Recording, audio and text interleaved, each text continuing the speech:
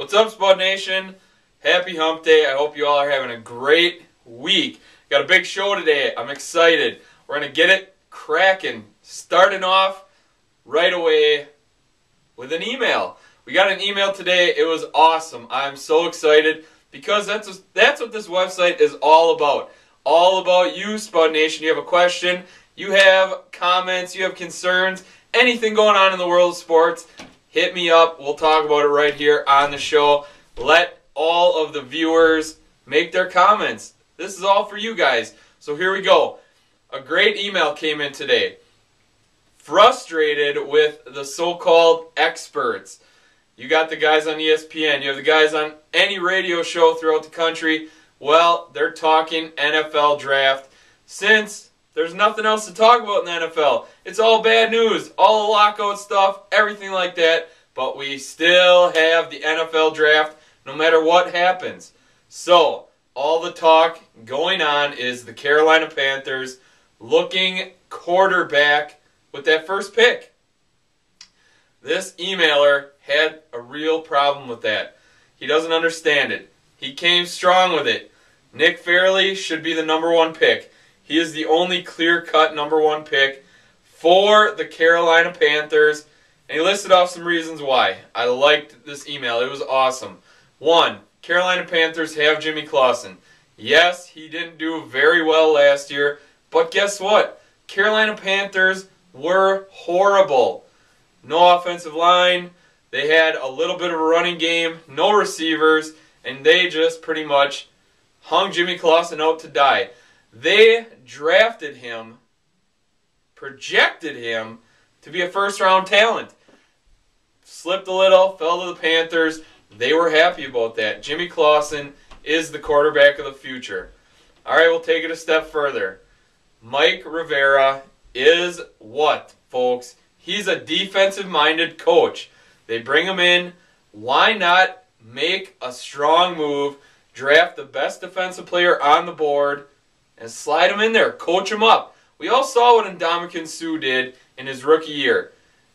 Double-digit sacks. Rookie of the year by a landslide on the defensive side of the ball. And guess what? You have a guy, almost exact mindset, exact playing style as Ndamukong Suh. Great skill set on Nick Fairley. Get out there and go get him Carolina Panthers. Now, granted, there are some good players that the Panthers could look at. 1, for instance, a receiver. You have A.J. Green. Why not look at him? He's a stud. Once-in-a-lifetime receiver. He's a Randy Moss build. Tall guy. Amazing skill set. Viable option. Jimmy Clausen needs targets. 2, you have a couple quarterbacks. They've just brought 3 of them in. Cam Newton, unbelievable talent. Unbelievable. You can't even argue with the skill set on Cam Newton.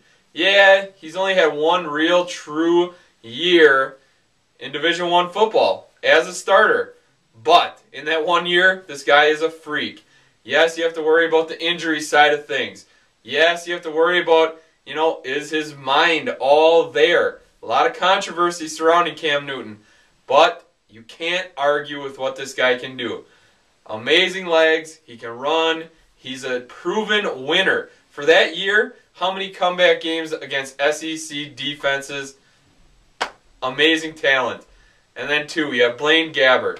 Yeah, he ran that spread offense.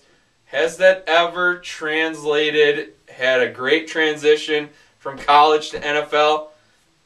Maybe Gabbert is definitely, maybe he is the difference. I don't know. I don't see it, but you know what? They're bringing him in. They're giving him a look-see. And then you also have the option of trading down in the draft. Quarterbacks are going to fall. Jake Locker, Ryan Mallett. I mean, are those guys you want to bring in, possibly sit behind Clausen for a year or two? Who knows? But if the Panthers go the quarterback route, they're going to be paying an awful lot of money for the possibility of a guy to sit behind Jimmy Clausen. I like the defensive side of things. Emailer was 100% correct. You got to go with either Fairley or Darius, that big old dude from Alabama. You know what? We'll see. We'll see where Carolina goes, but they're not the worst team in the league for no reason. Let's see if management can start making the right decisions, and hopefully it started with new head coach Mike Rivera. Great question, emailer. I loved your input. You know what, Spud Nation? You have any questions, comments, concerns? Hit me up, Craig@sportscoach.com. That's my email. Answer all emails, or you go on Facebook, right on there. You know what? A lot of avenues for you guys. Sticking with the NFL, they just passed a new rule. Kickoffs are moved up to the 35-yard line. You're still getting the ball to 20 on touchbacks. Is the NFL trying to put all its fans asleep? The biggest thrill in the NFL, punt and kick returns. Those are amazing. Are we taking the ball out of Devin Hester's hands now? It's just a stupid move, in my eyes, at least as a fan of the NFL. I want to see the kick returns. I want to see those returns. Devin Hester is amazing, and I want to see him get the ball in his element and see what he can do. Right now, this is making kickers very, very valuable. You have a strong-legged kicker like the Green Bay Packers do, Mason Crosby. He's going to be putting the ball out of the end zone time and time again. You know what, NFL, keep changing the rules. You're just killing the best league in all of sports. Good job. All right, we're taking it over to the NC2A. You know what, it's March Madness time, and Duke just got a little bit stronger. So scary to hear. I read this article and I said, yikes. That's all I could say. I'm not a Duke fan, but my goodness, this is scary. Coach K came out and said Kyrie Irving is going to see extended minutes. Yes, extended minutes. That doesn't mean he's starting, but that means he's playing starter-type minutes.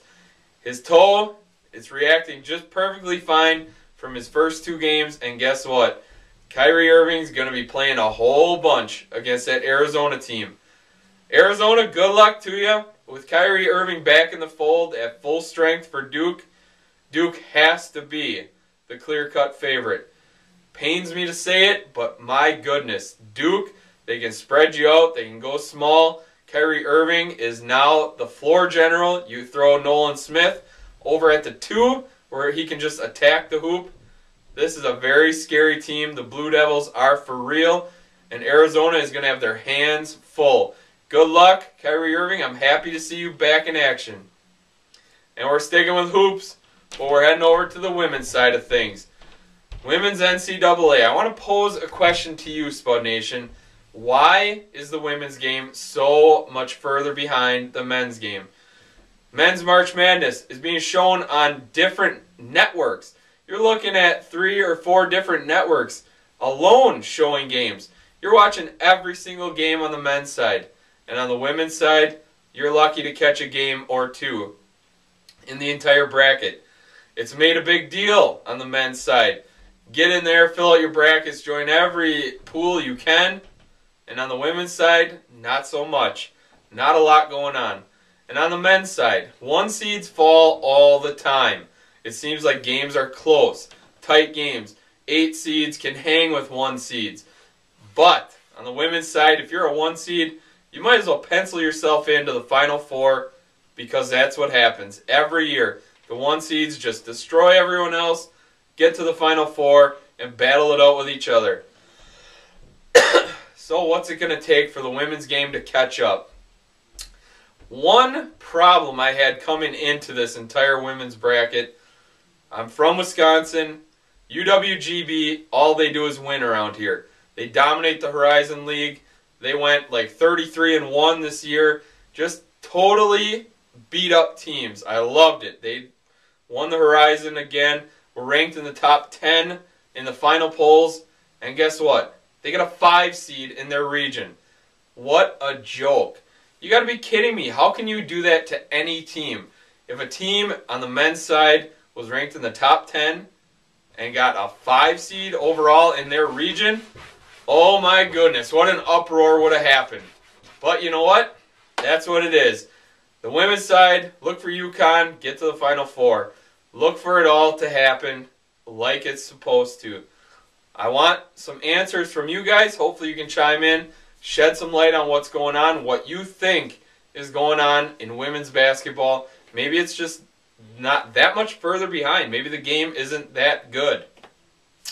So that's my question to you. Hit me up, CraigandSportsCoach.com, Facebook, Twitter, or right on the website. Hit me up in the forum or the live chat. All right, Spud Nation, that's all for today. Hope you have a great Wednesday. I'll see you back here tomorrow. Till next time, I'm out.